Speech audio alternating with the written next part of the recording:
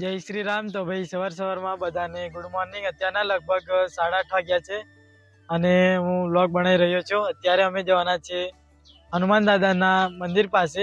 આજે શનિવાર છે એટલે. અને અત્યારે રસ્તા વચ્ચે છો. અમે પંકજને સાથે જઈએ છીએ 2 જણ અમારી સ્પ્લેન્ડર લઈને.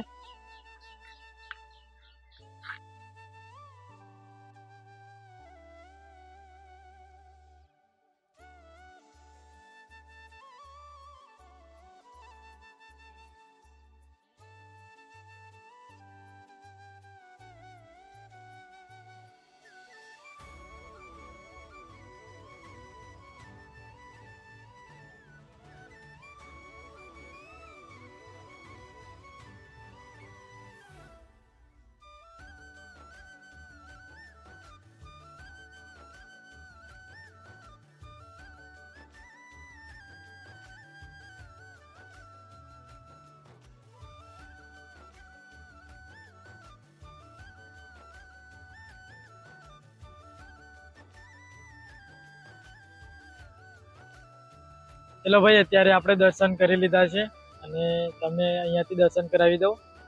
તો ભાઈ જય શ્રી રામ કોમેન્ટમાં લખી દેજો. જો અહીંયાથી તમને ઝૂમિંગ કરીને બતાવું. ત્યાં બધા બહુ હતા એટલે શરમ લાગતી હતી મને થોડી.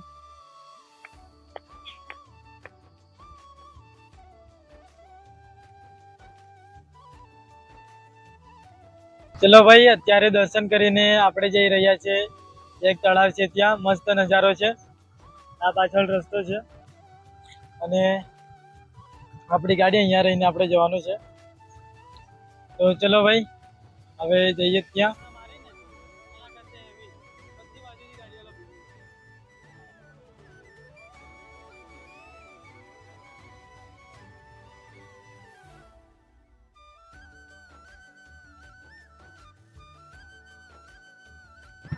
ચલો ગાઈસ, અત્યારે અમે તળાવ પર છે અને બહુ બધું પાણી છે, પણ અહીંયા થોડી જગ્યા ખરાબ છે એટલે રોકાવાની નહીં મજા આવે.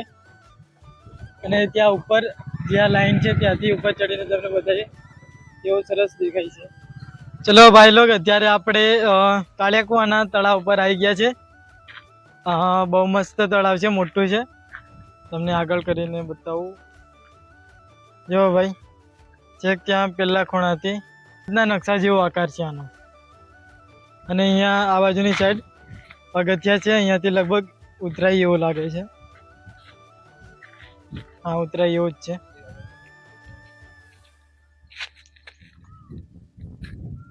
અને આ પંકજ નારિયેળ ખાય છે. ત્યાં આપણે દર્શન કરીને અહીંયા હનુમાન દાદાના મંદિરનું. અને આ બાજુ જસ્ટ અહીંયા ખેતરો છે.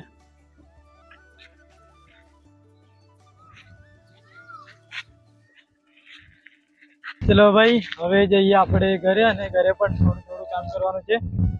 ઓકે, તો જઈએ હવે. ચલો ગાઈસ, અત્યારે આપણે મંદિરેથી ઘરે આવી ગયા છે અને ટી શર્ટ મેં બદલી લીધી છે. અને હું શું કામ કરતો હતો? હા, પનીર બનાવતો હતો. એટલે હજુ સુધી મેં ખાધું પણ નહોતું. અને અત્યારે હું જમવાનો છું. દૂધ છે, રોટલો છે અને આ છે સોયાબીનનું શાક.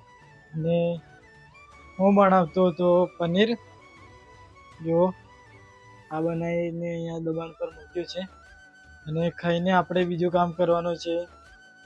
વરસાદ આવે છે તો વરસાદમાં પાણી થોડું અંદર છાંટા પડી જાય છે, એટલે આપણે લોખંડના જે તેલના ડબ્બા આવે કાપીને અહીંયા મૂકવાના છે, આ બાજુ અને આની આ સાઈડ પેલી બાજુ બી.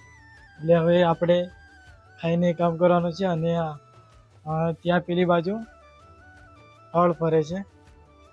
જો ત્યાં હળ ફરે છે. અને હવે આપણે ખાઈ લઈએ. ઓકે, ચલો ગાઈસ, હવે આપણે કાપીએ ડબ્બા તેલના. મેં લઈ લીધી છે ખુરચી અને સામાન છે આપણી પાસે હથોડી, એક દાંતરડું છે અને જૂના 2 દાંતરડા છે. તો ચલો ચાલુ કરીએ કાપવાનું કામ.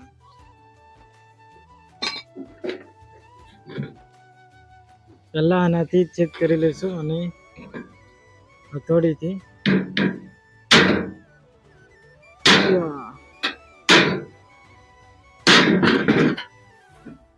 ઓ તૂટી ગયું છે, એટલે હવે આનો યુઝ કરવા પડશે.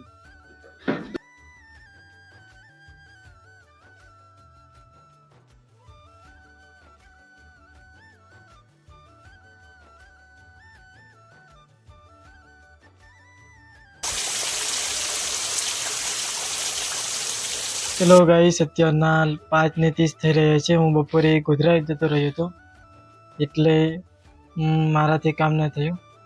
અત્યારે આપણે કામ થઈ ગયું છે, જો પતરા મારી દીધા છે અને હવે નાહી ધોઈને હું કમ્પ્લીટ ફ્રેશ થઈ ગયો છું. અને હવે આપણે બનાવવાનું છે ખાવાનું. પનીર બનાવ્યું છે તો હવે રોટલી બનાવવાની છે. તો ઓકે, તો ભાઈ બ્રહ્મચર્યના પાલનના આજે 11 દિવસ થઈ ગયા છે. મારું કેવું વ્યવસ્થિત દેખાય છે ને હવે.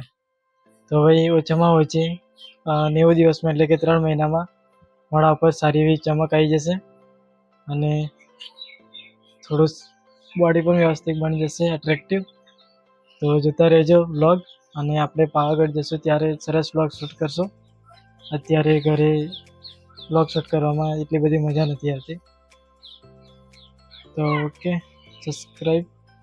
ચલો ગાઈસ, અત્યારે જમવાનું થઈ ગયું છે પણ હવે થોડી આપણે એક્સરસાઇઝ કરી લઈએ. ચલો તમને બતાવું હું કઈ રીતે એક્સરસાઇઝ કરું છું.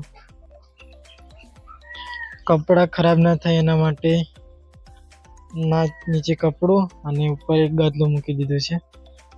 હવે હું તમને બતાવું કઈ રીતે કરવાનું છે.